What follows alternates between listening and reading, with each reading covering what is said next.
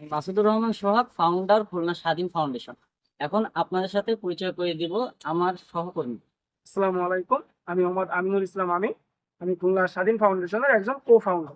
আসসালামু আলাইকুম, আমি সুলতান আক্তার নিতু, খুলনা স্বাধীন ফাউন্ডেশনের একজন কো-ফাউন্ডার। আসসালামু আলাইকুম, আমি মোহাম্মদ মেহেদী তরফদার, খুলনা স্বাধীন ফাউন্ডেশনের কো-ফাউন্ডার। আসসালামু আলাইকুম, আমি অহনা ইয়াসমিন, খুলনা স্বাধীন ফাউন্ডেশনের একজন কো-ফাউন্ডার। আমি সুমাইয়া সুলতানা, খুলনা স্বাধীন ফাউন্ডেশনের একজন কো-ফাউন্ডার। আসসালামু আলাইকুম, আমি সুমাইয়া আক্তার সাফা, আমি খুলনা স্বাধীন ফাউন্ডেশনের একজন কো-ফাউন্ডার। আসসালামু আলাইকুম, আমার নাম মাসুমা আক্তার রুমা, আমি খুলনা স্বাধীন ফাউন্ডেশনের একজন কো-ফাউন্ডার। আসসালামু আলাইকুম, আমি মাসুদুর রহমান সোহাগ, স্বাগত জানাচ্ছি আমাদের ইউটিউব চ্যানেলে। আমাদের চ্যানেলটি মূলত আমাদের সমাজসেবামূলক সংস্থার কাজগুলো দেখানোর জন্য তৈরি করা হয়েছে। আর প্রথমে আমি আমাদের সমাজসেবামূলক এই সংস্থার বিবরণটা বা পরিচয়টা আপনাদের দিতে চাই। আমাদের সংস্থার নাম খুলনা স্বাধীন ফাউন্ডেশন। এটি একটি অলাভজনক এবং অরাজনৈতিক সমাজসেবামূলক সংস্থা।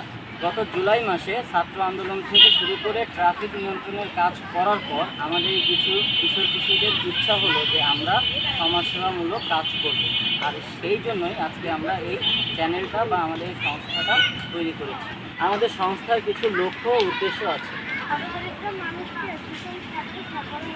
বিনা চিকিৎসায় যেন আর একটু প্রাণও ধরে না যায় সেই লক্ষ্যে কাজ করে। শিশু শিক্ষা ও বস্ত্রায়ন, সেখানেই খালি জায়গা, সেখানে একটি করে কাজ থাকে, পরিষ্কার পরিচ্ছন্নতা অভিযান। আমরা আজকে আমাদের সংস্থা থেকে আমাদের প্রথম কাজটি করতে যাচ্ছি।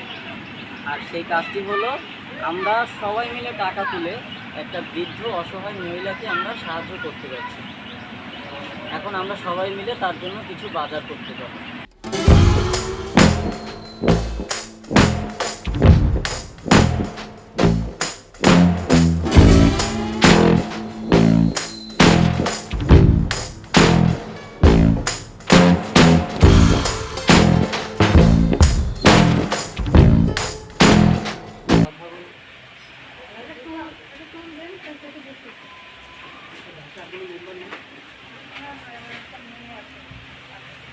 একটু আপনি আমাদের খুলে বলেন, এটা হাতে নেন।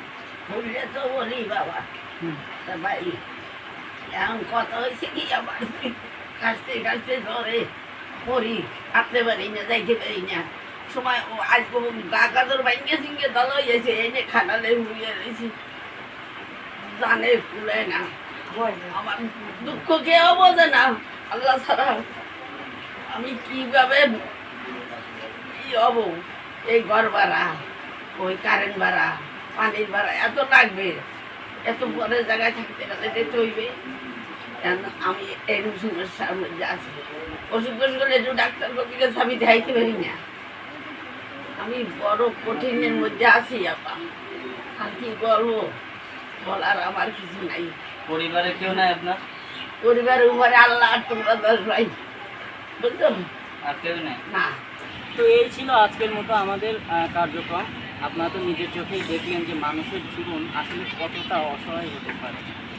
এই বৃদ্ধ মহিলাটার জীবনে কেউ নেই, তাকে দেখে রাখার মতো, এমনকি শুধুমাত্র একটু ডক্টরের কাছে নিয়ে যাবে এমন লোকও তার পাশে নেই। সে দুইটা ভাত রান্না করে খাবে এরকম পরিস্থিতিতে সে নাই। যদি কেউ তাকে একটু সহায়তা করে বা রান্না করে খাওয়ায় তাহলে সে খায়। এই পরিস্থিতিতে আমরা তার পাশে থাকার চেষ্টা করেছি। এরকম হাজার হাজার মানুষ আপনাদের পাশে আছে, আপনারাও চেষ্টা করবেন তাদের পাশে দাঁড়ানো। আর যারা যারা আপনারা আমাদের সঙ্গে কাজ করতে চান বা আমাদের পাশে থাকতে চান, তাদের জন্য একটা কথাই বলবো, আমাদের ডেসক্রিপশনে নাম্বার দেওয়া আছে, আমাদের ফেসবুক পেজের, ইউটিউব পেজের সব জায়গায় লিঙ্ক দেওয়া থাকবে। আপনারা অবশ্যই আমাদের সঙ্গে যোগাযোগ করবেন। এমনকি আপনাদের আশেপাশে যদি এরকম কোনো মানুষ থাকে যারা অসহায়, তাহলেও আপনারা আমাদের সঙ্গে যোগাযোগ করবেন। আমরা যতটুকু পারি তাদের সাহায্য করার চেষ্টা করব। তো আজকে এই পর্যন্তই। ভালো থাকবেন, সুস্থ থাকবেন এবং আশপাশ পরিষ্কার রাখবেন।